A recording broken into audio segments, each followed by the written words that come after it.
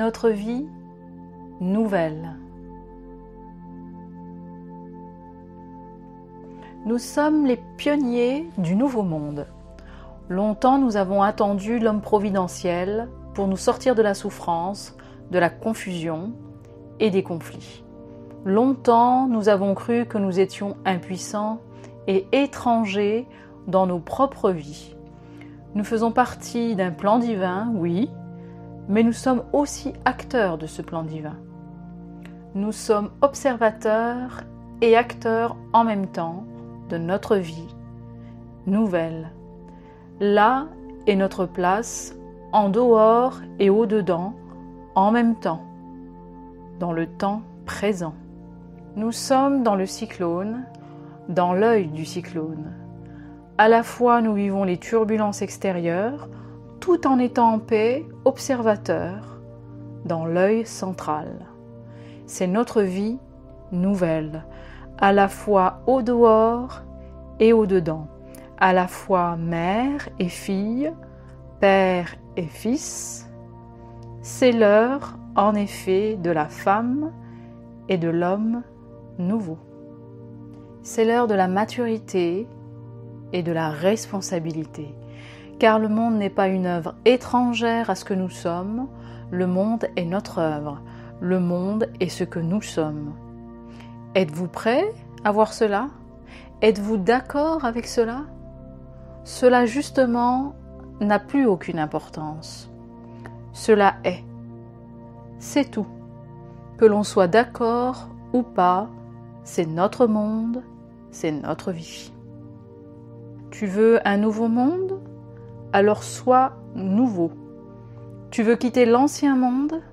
Alors coupe avec tes anciennes habitudes. Fais autrement.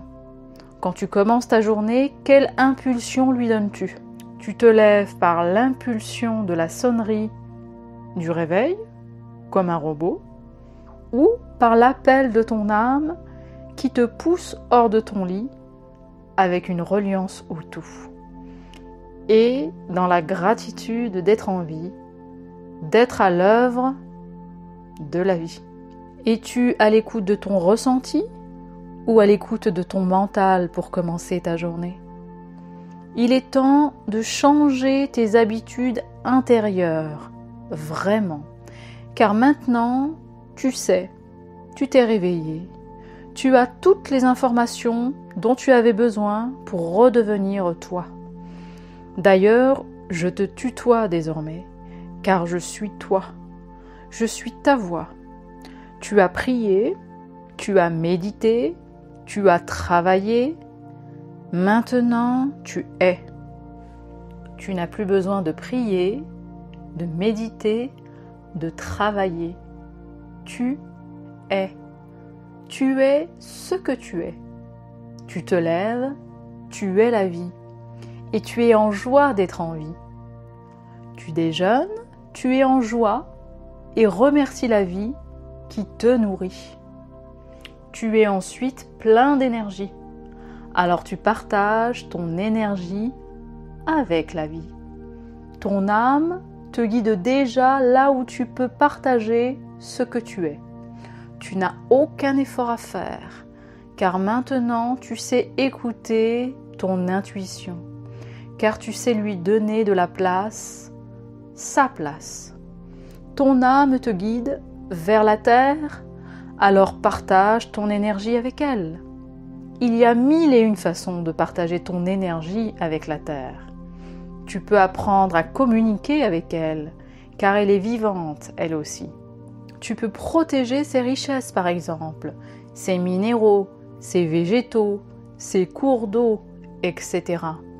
Tu peux aussi fabriquer ton logement en symbiose avec elle, sans la violenter ni la fragiliser.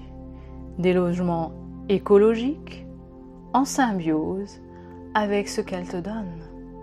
Tu peux cultiver ta nourriture avec elle et co-créer avec elle tes plantes, tes fruits, tes légumes, etc. Tu peux aussi l'explorer et partager ses richesses encore inconnues. Tu peux même interagir avec elle sur la pesanteur, la gravité qu'elle exerce plus ou moins sur ton corps physique, son énergie créatrice également, et son énergie protectrice pour t'abriter en toute sécurité. Tu peux aussi apprendre à communiquer avec les animaux qu'elle abrite et tant d'autres choses encore non révélées. Ton âme peut te guider aussi vers le céleste.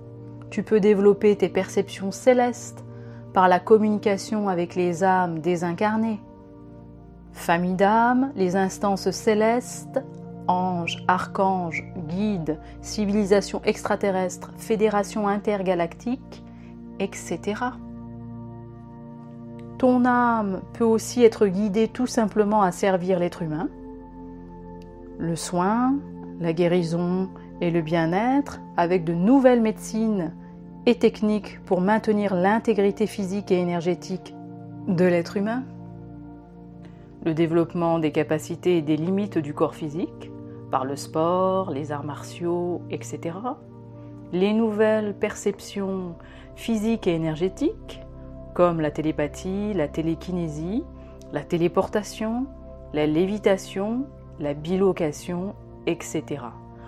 Ou encore les rapports entre les différents êtres humains par les réseaux sociaux, les systèmes nouveaux de communication, ou encore les nouvelles organisations sociales avec de nouveaux systèmes d'apprentissage et d'accompagnement pour les enfants et les adultes, et de nouvelles organisations d'échange et de partage pour bâtir de nouveaux systèmes d'existence et de développement horizontaux et verticaux de notre nouvelle société christique. Car tout est en train de renaître, tout. Et cela commence par notre façon de penser, car notre pensée est créatrice. Notre pensée retrouve son essence originelle, reliée au cœur. Lorsque nous rencontrons par exemple un nouveau phénomène ou que nous vivons un nouvel événement, jusqu'à maintenant, nous l'excluons de nous-mêmes, comme étranger à nous-mêmes. Aujourd'hui, dans l'unité, nous accueillons ce phénomène comme une partie de nous-mêmes, avec de l'amour, et le transmutons en l'élevant par notre conscience, dans l'amour qui nous unit et qui grandit, car est créateur. Hier, nous appréhendions et rejetions l'autre dans sa différence. Aujourd'hui, nous accueillons l'autre dans sa singularité. C'est ça l'unité. Car comme nous l'avons fait en nous-mêmes, nous pouvons maintenant le faire avec l'autre. En nous, nous n'appréhendons plus nos ressentis comme différents, mais nous appréhendons les différentes parties de nous-mêmes dans notre singularité, par l'unité, dans l'amour et par notre conscience qui élève et s'expanse. Si tu as une mauvaise pensée, ne la juge pas, ne la nourris pas, regarde-la, élève-la par ta volonté de vivre dans l'amour et l'unité de ton esprit, et non plus par le conflit. Puis lâche prise et laisse ton intuition te révéler une nouvelle pensée d'amour créatrice qui élèvera la dernière que tu avais. C'est là que tout est transmuté. Ton intuition peut aussi avoir besoin d'aide, alors demande de l'aide à ton âme, à ta source divine en toi, aux anges, aux archanges, au Christ, et tu auras une nouvelle intuition, puis pensée, créatrice, transmutée. Là est ton pouvoir créateur. C'est cet exercice qui caractérise l'homme et la femme de la nouvelle humanité. C'est cet exercice qui demande à être bien rodé. C'est cet exercice qui nous ramène à créer notre jardin d'Éden des origines. La femme, l'homme, en symbiose avec eux-mêmes, en symbiose avec leur créateur, en symbiose avec la terre. La femme et l'homme des origines, avec leur pouvoir terrestre et céleste, dans l'unité avec Dieu et avec la terre. Voilà ce qui nous attend, voilà ce que l'on crée dès aujourd'hui. La femme et l'homme nouveau retrouvent leur jardin d'Éden, intérieur et extérieur, dans le monde d'aujourd'hui. Après avoir guéri nos blessures, nous retrouvons notre jardin d'Éden.